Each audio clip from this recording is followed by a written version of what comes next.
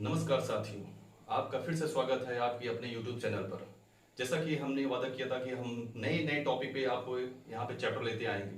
आज हम लेके चल रहे हैं बायोलॉजी का एक जबरदस्त जानदार जिंदाबाद चैप्टर लेके चल रहे हैं जिसका नाम है कोशिका। जैसा कि आप जानते हैं कि कोशिका सिर्फ क्लास 9th तक ही सीमित नहीं है। क्लास 9th के बच्चों के लिए तो ये है ही, लेकिन यहाँ मैं आपको बता दूं, ये स्पेशली मैंने यहाँ इसलिए फोकस किया है इस वीडियो पर कि ये आपको एसएससी की तैयारी में भी, वनडे एग्जाम की तैयारी में भी इस चैप्टर से आपको क्वेश्चन देखने को मिलेंगे। यहां तक कि नहीं, अगर आपको विश्वास नहीं होता है तो मैं इस चैप्टर पर ही एक छोटा सा प्रश्नोत्तरी लेकर आऊंगा, छोटा सा वीडियो आपको दिखाऊंगा कि क्वेश्चन कहां से किस मायने से पूछे जाते हैं। तो ये सभी बच्चों के देखने की जरूरत है जो तैयारी भी कर रहे हैं, जो एनसीईआरटी बेस्ड साइंस पढ़ते हैं, उनके लिए ये कोशिका चैप्टर बहुत ही जबरदस्त है। प्यारे साथियों, आप देखना चाहेंगे कि इससे और जो मैं कॉन्सेप्ट बताऊंगा उन्हीं कॉन्सेप्ट को आपको लेके यहाँ पे चलना है। यहाँ मैंने बोर्ड पे जो दिया है, स्क्रीनशॉट देने का मैं समय दूंगा आपको लेने का, आप लीजिएगा, इन्हीं कॉन्सेप्ट को आप रिवीजन कीजिएगा। यहाँ मैं आपको हर एक पहलू को समझाने का प्रयास करूंगा कि जो कोशिका से आपके क्वेश्चन आने वाले हैं। मैं फिर कहना चाहूंगा कि ये रटने का जमाना नहीं रहा है, आप समझिए और अपने शब्दों में पिरोकर आप अपना आंसर दीजिए। वो आंसर यूनिक होगा और जबरदस्त प्रभाव डालेगा एग्जामिनर के ऊपर। तो यहां से हम समय ज्यादा न लेते हुए हम आगे चलेंगे अपने चैप्टर पर, जिसका नाम है जीवन की मौलिक इकाई, the fundamental unit of life. चलिए आज देखते हैं कि अब देखिए यहां पे शब्द आता है कोशिका। तो कोशिका जैसे शब्द आता है तो दिमाग में हमारे सवाल घूमता है, ये कोशिका है क्या? ये कोशिका है क्या? अब अगर जैसे मैंने बताया कि ये बायोलॉजी संबंधित है तो आपको ये थोड़ा सा यहाँ आइडिया होना चाहिए कि ये कहीं ना कहीं जीवों से जुड़ा, हमारे जैसे जीवों से जुड़ा शब्द होगा। लेकिन कोशिका मैं बता दूं, कोशिका वो छोटी इकाई होती है जिससे एक जीव का विकास होता है। अब जीव का विकास यहां कहने का मतलब है कि जैसे हर एक वस्तु को चलने के लिए कुछ ना कुछ चाहिए जो उसके विकास के लिए होता है, एक यूनिट होती है, एक कार्यात्मक इकाई होती है, वैसे ही यहां पे हम बात करेंगे हमारे जैसे पृथ्वी पर जो जैविक विकास होता है उसमें कोशिका का बेहद बड़ा महत्व है। हम कोशिका को कह सकते हैं, कोशिका हमारे जीव की कार्यात्मक व संरचनात्मक इकाई भी होती है। चलिए हम आपको दिखाते हैं यहाँ पे कैसे होती है। तो कोशिका का मैंने बता दिया कि कोशिका जीवों की वह स्वतंत्र इकाई है जो स्वयं क्या करती है, विभाजित होकर एक जीव का विकास करती है। आप अपनी पृथ्वी पर विभिन्न प्रकार के जो जीवों को देखते हैं, उन सभी जीवों के विकास में कहीं ना कहीं कोशिका का बहुत बड़ा महत्व है। तो ये सेल्स के बारे में हम जानकारी चलते हैं, जो हमारे कुछ कॉन्सेप्ट में है हम उनको लेके चलते हैं। जैसे देखिए हमने यहाँ पे लिखा है कोशिका, सेल्स। अब यहाँ पे मैंने शब्द लिखा है शरीर की सबसे छोटी इकाई। मैंने बताया कि शरीर की सबसे छोटी इकाई का मतलब अब उसको गुणज नहीं किया जा सकता है, अब उसको क्या किया जाता, उसका कोई और निर्माण नहीं होगा, उसी से एक आधार बेस होता है। जैसे हम मकान बनाते हैं तो मकान की हमारी जो नींव होती है, या हम कहेंगे जो पादप की बात करेंगे, पादप का भी एक आधार होता है जिसको हम जड़ बोलते हैं, उस पर ही क्या होता है, पौधों का विकास होता है। वैसे ही हमारी कोशिका क्या है, हमारी कोशिका से ही हमारे जैसे जीवों का क्या होता है, विकास होता है। तो ये होती है शरीर की सबसे छोटी इकाई। यहां दूसरा शब्द मैंने दूसरी लाइन में लिखा है कि क्रियात्मक व संरचनात्मक इकाई होती है। अब ये क्रियात्मक क्या होता है, तो कार्य करने की जो इकाई जो होती है, जो कार्य करने की यूनिट होती है, जिससे हम कई प्रकार के फंक्शन कर सकते हैं, वर्क कर सकते हैं, उसकी भी एक वो क्या होती है, कोशिका होती है। और फंक्शन किससे कर सकते हैं हम लोग, वर्क किससे करते हैं, हाथ से करते हैं। अब इस हाथ का भी जो विकास हुआ था वो किससे हुआ है, कोशिका के हुआ है। कोशिका के लगातार गुणन से क्या हुआ, इस हाथ का विकास हुआ है। हम आंख से देखते हैं, हम मुंह से, अभी आप क्लास से क्या कर रहे हैं, आपको पढ़ा रहे हैं, इनका भी विकास कोशिका से हुआ है। और यहाँ पे संरचनात्मक इकाई आपने समझ ही गया होगा, मैंने बताया कि कार्य किससे करते हैं, हाथ से करते हैं, लेकिन इसका निर्माण, इसकी संरचना किससे हुई, कोशिका से। तो क्या हम कह सकते हैं कि कोशिका जो हमारी होती है वो कार्यात्मक व संरचनात्मक इकाई होती है। अब बात आती है कोशिका। ये कोशिका जो शब्द आया, इसको समाज में हमारे आसपास या हमारे पाठ्यक्रम में लाया कौन, ये कोशिका शब्द लाया किसने? ये ऐसे नहीं कि अचानक हमने कोशिका पढ़ा, उठ के पढ़ लिया कि कोशिका कैसे हुई। किसी न किसी प्रथम पुरुष ने इसको प्रयास किया होगा कि ये कोशिका आई कहां से। तो इसका सर्वप्रथम प्रयास रॉबर्ट हुक साहब ने 1666 ईस्वी में प्रयास किया था। इन्होंने एक कार्क लकड़ी के टुकड़े में इस कोशिका को देखा था। अब इस कोशिका का आकार आपको इधर बगल फिगर में आपको दिख रहा होगा कि इस कोशिका का आकार कैसे था। इस बगल में आप देखेंगे तो ये मधुमक्खी की छत्ते जैसी थी। मधुमक्खी छत्ते का मतलब आप जानते हैं कि ये त्रिविमीय आकार की देखेंगे आपको, तो ये त्रिविमीय आकार की आपको दिख रही थी। अब इसी चीज को बताने का प्रयास हम करेंगे कि रॉबर्ट हुक साहब ने पहली बार बताया ये कोशिका कैसे आई। तो कोशिका को 1666 ईस्वी में रॉबर्ट हुक साहब ने खोजा और दुनिया के सामने लाया कि जनाब ये कोशिका है जो जीवों के विकास में इसका बहुत महत्वपूर्ण योगदान है। अब बात आती है कि कोशिका मैंने बताया सबसे सूक्ष्मतम इकाई है, तो सूक्ष्मतम इकाई का होने का मतलब है कि क्या कोशिका को हम देख सकते हैं? नहीं देख सकते। हम अपनी इन आंखों से कोशिका को देख नहीं सकते हैं।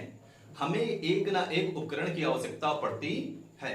अब यह उपकरण क्या है? यह उपकरण सूक्ष्मदर्शी हो सकता है।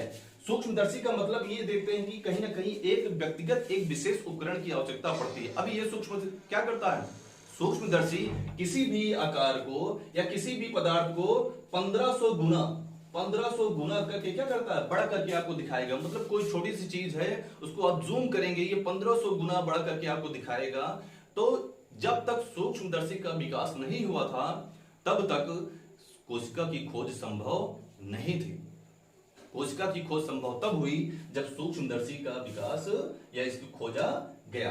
अब यहां पे एक पॉइंट और नोट करेंगे, जैसे एग्जाम में पूछता है कि सर्वप्रथम कोशिका की खोज किसने की, तो आप यहां रॉबर्ट हुक बता सकते हैं। लेकिन अगर उसमें लग गया कि मृत कोशिका की खोज किसने की, तब रॉबर्ट हुक सवाल होगा, क्योंकि अभी मैं कॉन्सेप्ट क्लियर करूंगा।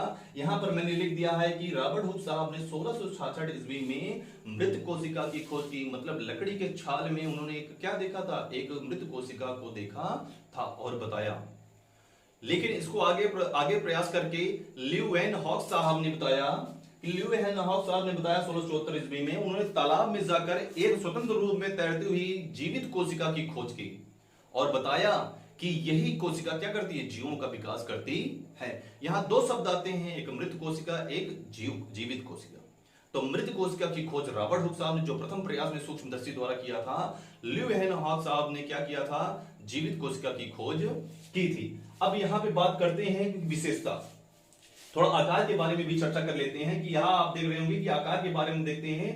तो आकार बताया था मधुमक्खी के छत्ते जैसे, तो आप कल्पना कर ही लेंगे मधुमक्खी का छत्ता सभी ने देखा होगा, या नहीं देखा होगा तो आप फिगर में देख लिए होंगे कि कैसा होता है। तो यहाँ पे आकार कैसे होता है? आकार कोई एक निश्चित नहीं होगा। अगर देखेंगे तो कई प्रकार के आकार आपको देखने को मिलेंगे। यहाँ क्या होगा? बहुभुजीय आकार का होता है। कोई गोलाकार होगा, ताराकार होगा, बेलनाकार होगा, भालाकार होगा, विभिन्न प्रकार के आप जैसे देख सकते हैं डंबलाकार होगा। मतलब कोशिका किसी भी आकार की हो सकती है। ठीक है, तो आकार आप बता सकते हैं एक लाइन में कि यह बहुभुजीय आकार की होती है। अब कोशिका की विशेषता के बारे में चर्चा करेंगे। कोशिका की विशेषताएं क्या क्या होंगी? यहां पहला मैंने लिखा कि स्वतंत्र गुणन करने की क्षमता होती है। अब स्वतंत्र गुणन की क्षमता क्या होती है? मतलब कि जैसे मान लीजिए किसी जीव को अपने अंदर एक विकास करना हो किसी चीज का, तो ये कोशिका उस विकास को प्रेरित करने के लिए खुद को क्या करती है? गुणन करती है। गुणन का मतलब विभाजित हो जाती है और उस अंग का विकास करती है।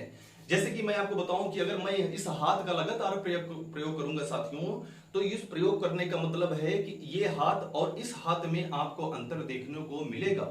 सामान्यतः जीवन में आप छोटा सा उदाहरण लेंगे कि कोई भी पुरुष अगर लगातार एक दाहिने हाथ से काम करता है तो उसका दाहिना हाथ बाएं हाथ की तुलना में थोड़ा सा मोटा प्रतीत होगा, क्योंकि इससे वो अधिक कार्य करता है, इसकी मांसपेशियां अधिक सक्रिय हैं। तो ये क्या करेंगी? अधिक विकास करती हैं किसकी अपेक्षा? बाएं हाथ की अपेक्षा। तो वही क्या करती हैं? ये स्वतंत्र गुणन करने की क्षमता होती है। ये प्रेरित भी करती है विकास के लिए कि अगर कोई आवश्यकता के रूप में हो तो ये खुद को क्या करती है? गुणन कर लेती है। अनुवांशिक सूचनाएं भी होती हैं। अब अनुवांशिक सूचना क्या होती है? यहाँ अनुवांशिक का मतलब है कि अगर जैसे कि कोशिका तो अचानक आएगी नहीं, कि कोई ना कोई माध्यम होगा, तो ये अपनी मदर सेल से क्या होती है? मदर सेल से जब इन डॉटर सेल का निर्माण होता है, कोशिकाओं का निर्माण होता है, या आप मैं ऐसे बताऊं सामान्य शब्दों में, जब आपके माता पिता के द्वारा आपका जन्म होता है तो हम कहते नहीं कि जीन, हमारी जीन क्या है? हमारी जीन ऐसी चली आ रही है। तो वही जीन क्या होती है? वही एक अनुवांशिक सूचना होती है, वही हमें बताती है कि वो जीन क्या होता है। तो यह अनुवांशिक सूचना हमारी क्या होती है? मदर सेल से आती है, जहां जिससे हमारे क्या होता है? जन्म का क्या होता है? जन्म होता है। तो उन्हीं से क्या होती है? अनुवांशिक एक कोड होता है जिससे ये क्या करती है? स्वयं का विकास करती है। जैसे मानव का बच्चा होगा, वो मानव की भांति क्या करेगा? विकास करेगा, एक आकार लेगा, एक रूप लेगा। एक जानवर का होगा बच्चा तो वो जानवर तरीके होगा। अब जानवर का बच्चा मानव की तरह विकास नहीं करेगा। ये कहने का मतलब है कि जो जो एनिमल सेल्स होगा वो क्या होगा, एनिमल सेल्स जो होंगे जैसे मान लीजिए गाय वगैरह का बच्चा होगा वो मानव की भांति विकास नहीं कर सकता है, तो उनकी आकृति आकार आपको विभिन्न रूप से देखने को मिलेगी। यहाँ एक लास्ट मैंने लिखा है कि सभी आवश्यकताओं को पूर्ण करने की क्षमता रखती है। अभी मैंने बताया कि गुणन करने की क्षमता में बताया कि जब भी किसी जीव को किसी चीज के लिए आवश्यकता पड़ती है तो ये कोशिकाएं क्या करती हैं, खुद का गुणन करके उन आवश्यकताओं को पूर्ण करने की अपने अंदर क्षमता काबिलियत रखती हैं। तो ये छोटा सा कॉन्सेप्ट था हमारा कोशिका के बारे में, ये मेरे ख्याल से आपको समझ में आ गया होगा। अब हम चलते हैं कि थोड़ा सा यहाँ देखेंगे कि कोशिकाएं होती कैसी हैं। तो कोशिकाओं का विभाजन हम दो रूपों में करते हैं, एक कोशिकीय और बहुकोशिकीय। अब यहाँ एक कोशिकीय जीव मतलब कि कहने का मतलब एकल कोशिका जिसका निर्माण एकल कोशिका से हुआ, सिर्फ एक कोशिका मतलब कि एक कोशिका हो और उसी में जीव का क्या हो, पूरा संसार बसा हो। जैसे आप देखेंगे अमीबा है, पैरामीशियम, जीवाणु वगैरह, बैक्टीरिया वगैरह जो होते हैं ये एक कोशिकीय जीव होते हैं, इनमें कोशिका का गुणन नहीं होता है। एक ही कोशिका में ये क्या होते हैं, अपना पूरा जीवन निर्वाह होता है। और जो कि बहुकोशिका होती है, बहुकोशिका मतलब जिसके हाथ पैर कार्य क्षमता श्रम विभाजन भी होता है, वो क्या होता है, एक यहाँ शब्द आता है श्रम विभाजन। अब श्रम विभाजन का मतलब अगर श्रम विभाजन के रूप में देखें तो यहाँ एक शब्द आता है श्रम विभाजन। अगर श्रम विभाजन की बात करूंगा मैं तो श्रम विभाजन में बात करेंगे तो श्रम विभाजन के आधार पर कोशिकाओं में कार्य करने के लिए अलग अंग का निर्माण नहीं होता है। मतलब अलग अंग का निर्माण होने का मतलब है तो ये बहुकोशिकीय हो जाएंगी। बहुकोशिकाओं का मतलब अपना हाथ देखिए, पैर देखिए, कान देखिए, ये सब क्या है, श्रम विभाजन के आधार पर आपके अलग अलग अंगों का विकास हुआ है। ये विशेषता बहुकोशिकीय जीवों में देखी जाती है, लेकिन कान, आंख, हाथ एक कोशिकीय जीवों में नहीं पाए जाते हैं। इसलिए इनका निर्माण एकल कोशिका से होता है। ये एक कोशिकीय होती है जिनको हम अपनी नंगी आंखों से देखना भी क्या होता है, देख नहीं सकते हैं। जबकि बहुकोशिकीय हम जैसे जीव होते हैं, बहुकोशिकीय में आप जानते हैं कि हमारा जंतु जगत आ जाएगा और पादप जगत आएगा, जिसमें बहुकोशिकीय जीवों को हम देखते हैं। जिसमें आप एक सर्वोत्तम उदाहरण मानव को ले लीजिए, ठीक है। तो ये कोशिका थी। अब कोशिका का हम विभाजन देखेंगे, कोशिका को विभाजन कैसे कैसे आधार पे किया जा सकता है, क्योंकि कोशिका के अंदर भी अब देखिए कोशिका भी कार्य करती है तो उसको कार्य करने के लिए कोई ना कोई तो प्रेरित करता होगा। तो एक कोशिकांग जो होते हैं हम उन कोशिकांगों के बारे में पढ़ेंगे। तो कोशिका के हम देखते हैं, पहले कोशिका के विभाजन देख लेते हैं। कोशिका के विभाजन के बाद आपको हम बताएंगे कि उनको कैसे कैसे विभाजित किया जाता है। तो मैंने जैसे कहा था कि आपको कि कोशिका को कितने भागों में बांटा जाता है, तो कोशिका के जो अंग होंगे हम उनको यहाँ देखने का प्रयास करेंगे। देखिए कोशिका के भाग, अब सेल्स को हम 3 रूपों में बांट सकते हैं, 3 पार्ट बना सकते हैं उसके, बाह्य आवरण, आउटर मेम्ब्रेन, और दूसरा बना सकते हैं प्रोटोप्लाज्म, जीव द्रव्य, और तीसरा पार्ट हम बना सकते हैं पार्ट्स ऑफ सेल्स मतलब कोशिकांग को। तो हम कोशिका को 3 रूपों में विभाजित करेंगे, एक आउटर मेम्ब्रेन में करेंगे, एक प्रोटोप्लाज्म में करेंगे, और एक करेंगे पार्ट्स ऑफ सेल्स में। तो यहाँ देखते हैं कि आउटर मेम्ब्रेन हमारा जो बाह्य आवरण है, बाह्य आवरण का कार्य यहाँ क्या है, मतलब कि मैंने यहाँ पे लिखा है आकार और सुरक्षा। अब बाह्य आवरण से समझते हैं कि जो आपके घर की जो बाहरी दीवार होती है आपकी मोटी बनाते हैं, क्योंकि मोटी क्यों बनाते हैं, क्योंकि आपको सुरक्षा प्रदान करें। तो सेम वैसे ही यहाँ भी प्रोसेस है कि कोशिका का जो बाह्य आवरण होता है उसको एक निश्चित आकार देता है और उसको बाहर से जीवाणुओं से या संक्रमण से खतरे से क्या होता है, सुरक्षा भी प्रदान करता है। अब यहाँ पे क्या करते हैं, हम इस आउटर मेम्ब्रेन को 2 रूपों में बांटते हैं। एक हमारा कोशिका कला आता है, एक कोशिका भित्ति आती है, सेल वॉल आता है और सेल मेम्ब्रेन आती है। तो यहाँ कोशिका कला का मतलब यहाँ झिल्ली से है, कोशिका कला आती है और कोशिका भित्ति आती है। तो यहाँ कोशिका भित्ति से भी ये बात कर सकते हैं कि केवल पादपों में पाई जाती है। जो आप छाल देखते हैं बाहरी, वो क्या होती है, वो कोशिका भित्ति होती है। क्या मानव में वैसी मोटी चमड़ी पाई जाती है, नहीं पाई जाती है, जो कठोर होती है। तो यहाँ आपने देखा बाह्य आवरण को हमने 2 भागों में बांटा। तीसरा आपका जीव द्रव्य है। अब जीव द्रव्य को मैंने यहाँ पे लिखा है भौतिक आधार। अब भौतिक आधार का मतलब है, यहाँ द्रव्य शब्द आया, द्रव्य मतलब कि पदार्थ की बात करेंगे, पदार्थ की दूसरी अवस्था द्रव की बात करेंगे यहाँ पे। तो थोड़ा सा ये ग्लिसरीन जैसा आपको पदार्थ देखने को मिलेगा जेली तरीके से। अब ये आधार क्या है, भौतिक आधार, कि कोशिका में जो भी सारी प्रक्रियाएं होंगी वो कहाँ घटेंगी, वो इसी जीव द्रव्य में संचालित होंगी, यहीं पर घटेंगी, जो कोशिका को विकास में अहम योगदान करती है। तो इसलिए कह सकते हैं कि कोशिका का भौतिक आधार क्या है, जीव द्रव्य है। इसीलिए इसको शब्द दिया गया है जीव द्रव्य, मतलब जीव का द्रव्य। ठीक है, अब इसको हम देखेंगे तो यहाँ पे कोशिका द्रव्य आता है, एक जीव द्रव्य आता है शब्द। जीव द्रव्य यहाँ पे हमने बांटा, 2 हिस्सों में बांटा है, कोशिका द्रव्य और जीव द्रव्य। जीव द्रव्य का मतलब यहाँ थोड़ा सा मिस हो गया है, शायद जीव द्रव्य नहीं होगा। यहाँ देखेंगे हम लोग, यहाँ आपको देखने को मिलेगा केंद्रक द्रव्य, तो यहाँ थोड़ा सा मुझसे गलती हुई, आपको थोड़ा सा इसको इरेज कर दीजिएगा। यहाँ हम लोग लिखेंगे केंद्रक द्रव्य।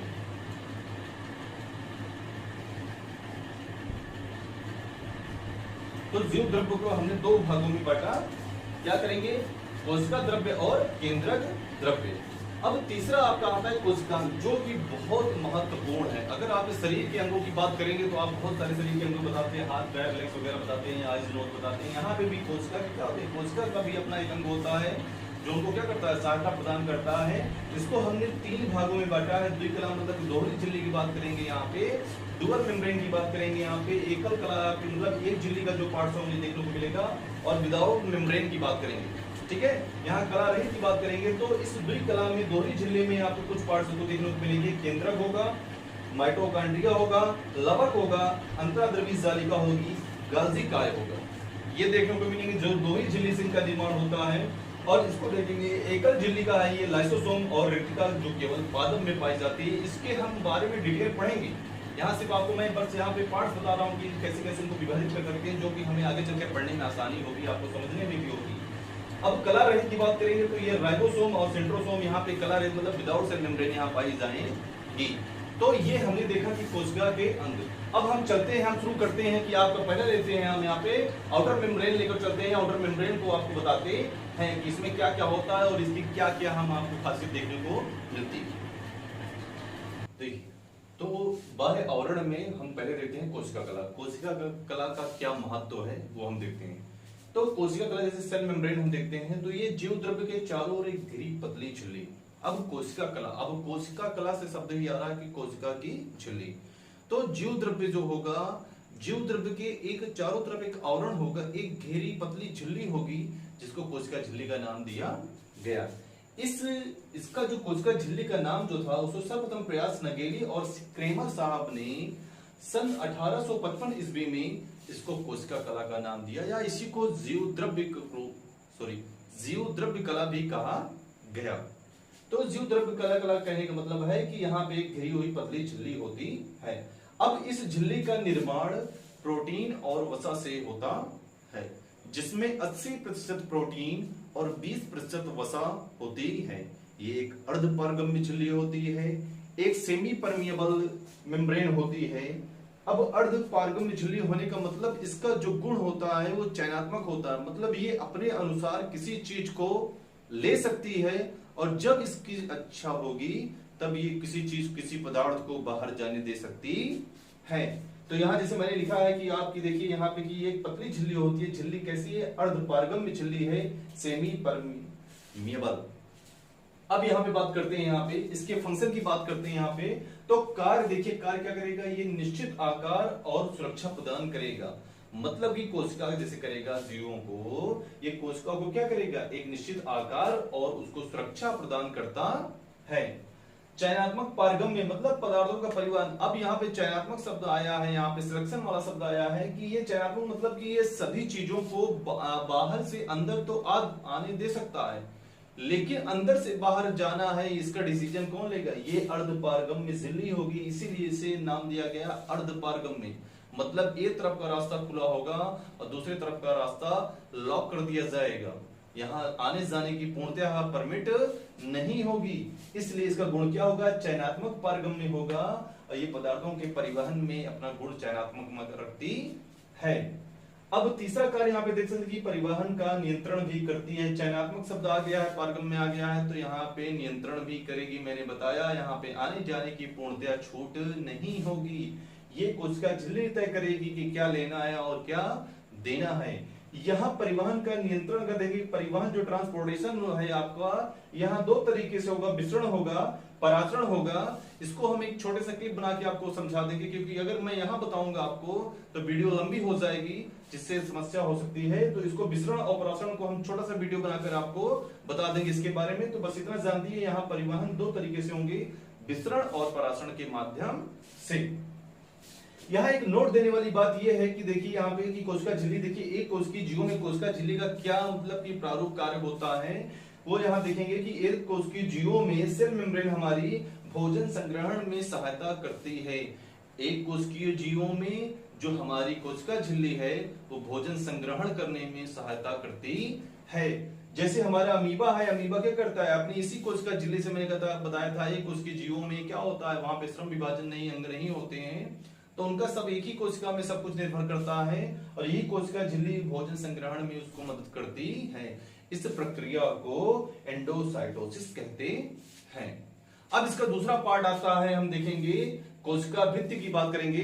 इसको कोशिका भित्ति, तो कोशिका भित्ति में हम देखते हैं कि ये कोशिका कला के बाद ये कोशिका भित्ति होता है, ये सिर्फ केवल पादप जगत में पाया जाता है। पादप मतलब कि पेड़ पौधों में पाया जाता है, केवल पौधों में पाया जाता है, ये हमारे जैसे जंतुओं में नहीं पाया जाता है। केवल पादप कोशिकाओं में इसकी उपस्थिति देखी जाती है। पादप कोशिका क्या करता है, पादप कोशिका पादप जो हमारी कोशिका भित्ति है, ये पादप कोशिका को दृढ़ता मतलब मजबूती प्रदान करता है। आप उसके बाहरी आवरण को, छाल को देखते हैं, वो बाहर से कितने कठोर होते हैं, वही वो सेल वॉल क्या करता, कार्य करता है, पादप कोशिकाओं को दृढ़ता प्रदान करता है।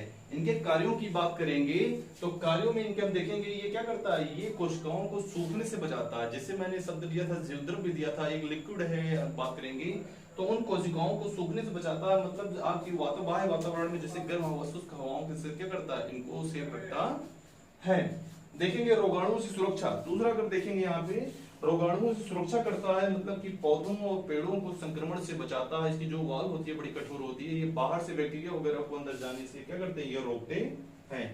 और यहाँ पे एक शब्द है सीधा खड़े रहने में सहायता, मतलब ये पृथ्वी के गुरुत्वाकर्षण के विपरीत ये क्या करते हैं, पौधों को सीधा खड़े रहने में ही सहायता करते हैं, जिससे कि हमारे पौधे देखते हैं कि कितनी भी तेज हवाएं चलती हैं, इनको सीधा खड़े रहने में ये मददगार होती है। तो ये कोशिका भित्ति के कार्य हुए। अब इनकी एक बात करते हैं परतों में, तो इनमें 3 परत पाई जाती हैं। 3 परत बात करेंगे, जो इसकी प्राथमिक प्राइमरी परत है उसमें ये देखते हैं इसका जो निर्माण होता है, इसमें सेलुलोज, प्रोटीन और कार्बोहाइड्रेट पाया जाता है। ये 3 परतों में विभाजित होती है सेल वॉल हमारी, जिसमें कि पहले परत में सेलुलोज और प्रोटीन कार्बोहाइड्रेट पाया जाता है, जिसमें सर्वाधिक मात्रा सेलुलोज की पाई जाती है। अब दूसरा मध्य की बात करेंगे, प्राथमिक और द्वितीय के बीच की एक मध्य परत है कि क्या जो बेहद कठोर है, और ये मध्य भाग है प्राथमिक और द्वितीय की, ये कठोर भाग है, एक सीमेंट, एक चट्टान की भांति इन दोनों परतों के मध्य ये कार्य करती है। तीसरा इसकी परत की बात करेंगे, द्वितीय जो हमारा है, जो कि इसके में पाया जाता है, इसका निर्माण जो प्राथमिक अगर देखेंगे, प्राथमिक परत में पेक्टिन, लिग्निन जैसे पदार्थों के श्रवण के बाद उनके जमने के पश्चात द्वितीय परत का निर्माण होता है। तो ये सेल वॉल की 3 परतें आपकी पाई गई थी, ये था सेल वॉल का हमारा कार्य। अभी हम इस चैप्टर को यहीं तक समाप्त करते हैं। इसका हम सेकंड पार्ट में इसके बाकी कोशिकाओं को हम यहाँ पे करेंगे, डिस्कस करेंगे। तब तक के लिए आपका दिन शुभ हो, और अगर वीडियो पसंद आए, सारे टॉपिक क्लियर हो गए हों, तो वीडियो को लाइक करिएगा, सब्सक्राइब करिएगा और अपने मित्रों के साथ शेयर जरूर करिएगा। तब तक के लिए जय हिंद, जय भारत।